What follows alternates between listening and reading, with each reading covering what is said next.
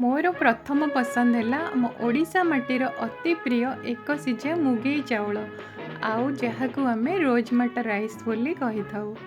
यही चाउलटी आसी सीधा मयूरभंजरू आउ एहाकू पठेइछन्ति माटी ओडिशा।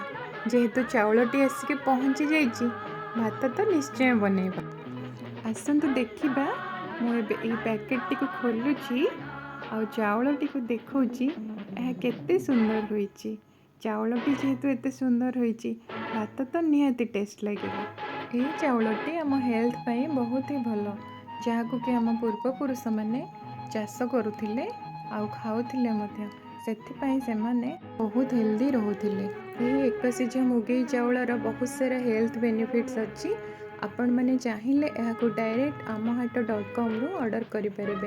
डिटेल्स मु कैप्शन ने दे देछि चेक कर।